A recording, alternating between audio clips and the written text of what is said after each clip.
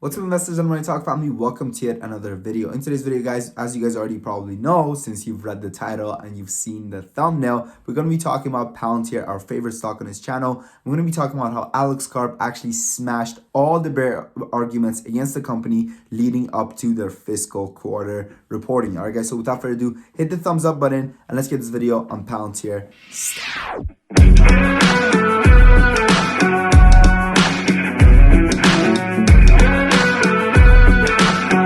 So one of the main arguments against Palantir's business model and why Palantir isn't going to succeed, which I know is pretty dumb, is the fact that the company's product is not scalable and there isn't enough need for it in the market. And this is exactly one of the first things that Alex Karp assesses and talks about rather in the letter to the shareholders. All right, guys. So he says, every large organization in every industry and sector in the world is becoming a software company, willingly or otherwise. There are no goods or services or government today without software. What does Palantir offer? Software. Okay. As a result, the demand for software platforms that allows an institution to harness the productivity capacity of its human capital and whose value persists and compounds over time has never been greater. Okay. So he's clearly stating that, look, everything these days is related to software. Every single company, every single government, every single big institution uses software and they need software. So what do we have to offer? Software. What do they need? What do we have? Software, okay? We have built those platforms as well as hundreds of components, products that make them work. Okay, so that's the first argument. Just hit out the park, okay? Hit out the park. Oh, you can't scale. There's not enough need.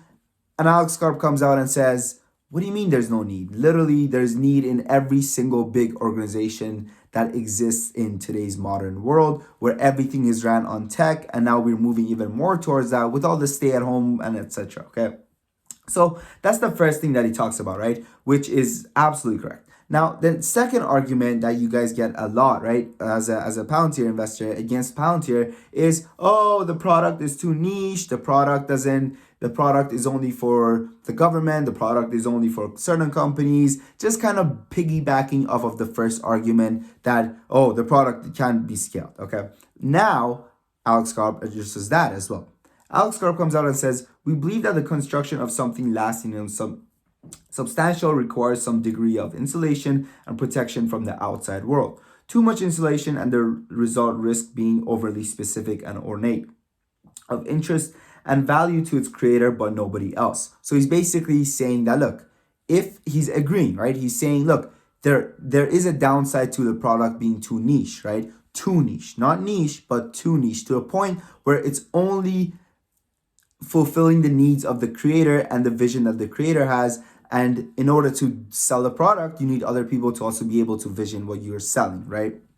Let's continue reading. It says, too little and the result is a product that the market thinks it wants but does not need. Okay, so it's basically like something that's super diluted and everybody thinks they need, but they don't necessarily need it, right? Because it's just basically nothing. It's just an add-on almost, right? Now, most software companies are either uninterested in producing or unable to produce products that address the fundamental need of a large institution. The investment required is too high. The potential payoff is too uncertain. As a result, the market builds products that lend themselves to commodification in the present. But such products do little over the long term and address the underlying challenges of the organization they purport to serve. So what they're saying is that a lot of times what you get from software companies is that they're focusing on the now, right? They're focusing on a product that can fix problems for the company that they're trying to sell to in this moment, right now. So what do you need? We're going to work on it. We're going to build it. But what Palantir is doing is Palantir is kind of looking ahead and is thinking, okay, well, these things are going down. So how are we going to protect this company or even help this company innovate, right, in the upcoming years, okay? And this is kind of hard because you don't necessarily see the results until the upcoming years. And both you, who's selling the product, and the buyer, big institutions, who's buying the product, needs to have some sort of high risk tolerance somewhere, right? Because you're not necessarily going to see the results of your investment right now, today, okay? So that's basically what he's talking about regarding their product being too niche, which is like, no, it's just niche enough and it's built for those that can also see the vision, and it's built for those that want to see their company grow exponentially in the upcoming years, and they're not just looking for a 5% increase, 2% increase in the year right now. Now, the next thing that he talks about, guys, is potentially the most important thing in my opinion, right? Which goes exactly, I mean, he just dunks on Alex, not Alex Karp, that's him. He dunks on, what's his name? I forgot his name. Oh my God, Ross Gerber, okay? He dunks on Ross Gerber absolutely when it comes to, oh, Palantir stealing data, Palantir's this, Palantir's that, Palantir's the worst company in the world. And it's like, dude, I mean, look, Ross Gerber, I've previously said this too, Ross Gerber is someone that I go to for financial entertainment, right?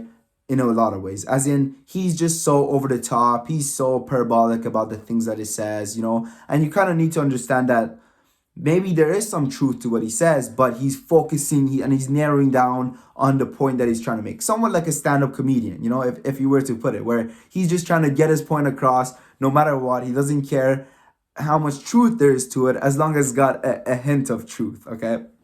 So do keep that in mind when Ross Gerber comes out and says Palantir is the worst company in the world.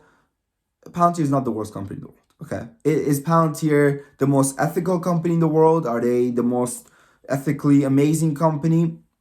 Probably not. Okay, and this comes from someone that has a lot of money invested in Palantir. Okay, and I understand that they're not the most ethical company. Neither is Nike, right? I mean, Nike has sweatshops, and Palantir is helping the FBI.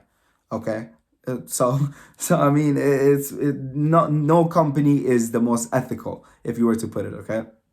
Hence, why no company is the worst company, Ross Gerber. Okay, so now let's get talking and let's get reading about what does he actually say regarding this software and how they're not stealing their data. Okay, so he says a misalignment exists. A misalignment exists between the producer and the consumer of software. The software industry today has become extractive enterprise.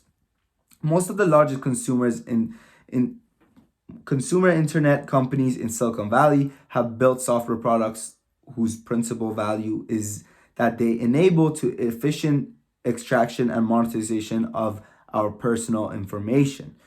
We are the product for sale, not the software, which itself is often thin. Most understand and have perhaps resigned themselves to the arrangement at this point. Our inner lives are for sale. Okay, so what is he talking about? Well, he's talking about the TikToks of the world. He's talking about almost every single company that just goes ahead and steals your data and then sells it to the next company because they know what you like, they know what you liked, they know what you freaking shared, they know what you're into, right? So these are the things that he's talking about, and he's saying that these are the bad things that comes out of Silicon Valley, and this is why we actually separate ourselves from Silicon Valley, and this is why we're actually not participating in this. So it absolutely makes no sense for you to say, Ross Gerber, for you to say that we're a company that's selling data, while we literally are a company that's against that, okay, in our morals. So now let's continue reading. It says, it is also increasingly clear that the value of such software, which is essentially parasitic and constructed for the purpose of monetizing a host, can be ephemeral and fragile. Okay, guys, listen. I am not the best reader in the world, okay? And I'm not ashamed to admit that, all right? I like numbers, and that's why this is called money talk, not book reading talk, if you were to put it, okay? But you guys get the point I'm trying to make, okay? I'm sorry if my reading is a little bit chalked, okay? But I'm doing my best, okay? I'm doing my best, guys, okay? So that's basically what he's talking about. And read when it comes to that. Now, the next point is something that I really appreciate from Palantir, right? It is one of the things that I love about Palantir, and is one of the things that bears hate about Palantir. But you know what? A lot of times, bears don't have the best ethics, okay? Bears are not the most ethical people when they go ahead and short a company, okay? So what do they know about anything? Okay, but before we get to the next point, guys, just a quick update. Make sure to check out the Patreon, guys. The trade alerts and the Discord now only cost $5, guys. However, if you guys do want the courses on technical analysis and how to pick out the next 10x penny stock, do check out the $20 tier, as there's now only one spot remaining. But the $5 tier, I know that one's the best one that people can kind of afford. And maybe you can make a lot of money from our trailers and then move up to the $20 tier or even the $30 tier, okay? That's one of the things that I suggest to a lot of investors that are new, because our trailers have been absolutely on fire, guys. We were up, our portfolio is up over 60% right now, okay? 60% right now in February, just in February alone. Just in February alone, 60%. Okay, and we're not doing trades every single day. I've taken maybe 3 or 4 trades, okay? But these trades have been absolute snipes. So if you guys are interested, do check it out, guys. The link will be in the comment section. It also comes with a Discord community with a lot of like-minded investors. I'm sure you guys will enjoy it. Okay. So now, when it comes to the number 4, right? Number 4, he says, we have views and defend them. We have views and defend them. So what is he actually talking about when it comes to this, guys? And what is the bear perspective on this when it comes to the company and, how patriotic Palantir is and how much they care about the United States and the government of the United States and everything?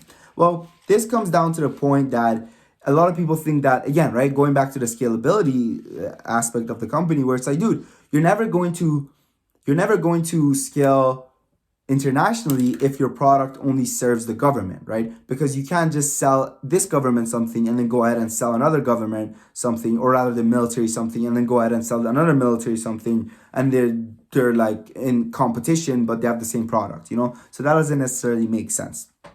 Now, what do they say about it? Well, they're very, very unapologetic about it, right? And they're like, yep, you're right. We're not going to sell this product to anyone else other than the US.